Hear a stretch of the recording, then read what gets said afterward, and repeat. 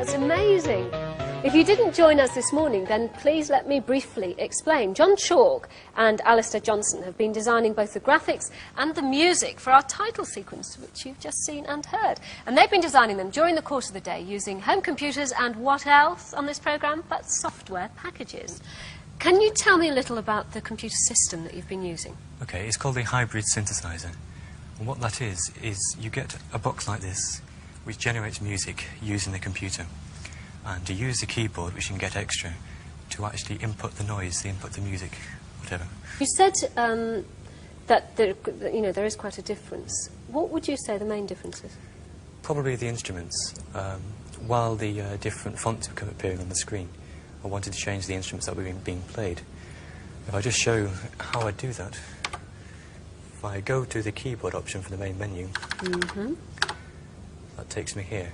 Now I can select the instruments using the computer. Good grief.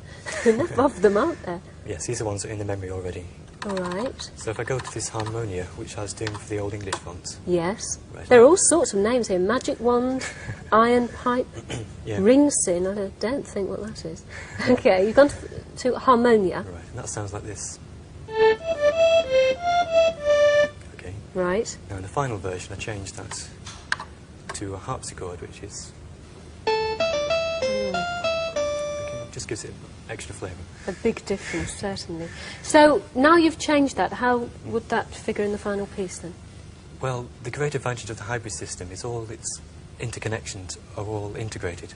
So I could go back to the mixing desk, which we had on earlier, and you can see the changes I've made. So now, all the channels you've got are set up for the harpsichord. Now, John, you put the graphics together.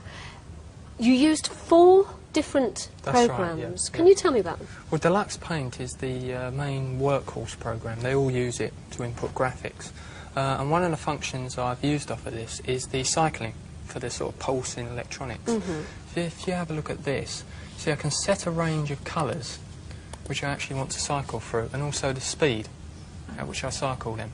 I see. Then I can just go onto the screen and draw these, cycling, and also move them. Wow. You make it look very easy. And is it easy? This is easy, yeah. It's the actual sort of drawing, to begin with, inputting the circuits and things like that, which is difficult. So tell me about one of the other packages. One of the other packages I've used is Videoscape 3D, and that's what I've used to actually fly the text in. That package I'll have to swap the disc to. All right. To actually put that up. Okay. So I'll do that now. So you have to come out of this, put a different disc That's in. right, that's right. It's a separate package. So how do you get the text to fly in? Well, from this package you can set, for instance like this, you can actually set the speed. And then by hitting the button, it then goes to the first frame, and you hit another button just to start it. Fantastic. And there it goes. Now, you've used 4 different programs and obviously 4 different discs. How do you get all of that onto one video recording? That's right, it sounds complicated, but it's very easy. Basically, you first record down your background. You then take that out and you put it into another VHS machine, and you play that through a device called a Genlock. So you need an extra piece of equipment which is called That's right, a Genlock. which is called a Genlock. Because usually, I mean, if I'm using my video recorder at home and I've taped one program, then I tape another one, it erases completely what was on before. That's right, that's what's so good about this device. It actually overlays the graphics onto your existing material. Now this is Deluxe Paint with its cycling, which we showed earlier. So I'll put that down onto tape now, and now I'm playing it back through for the next sequence.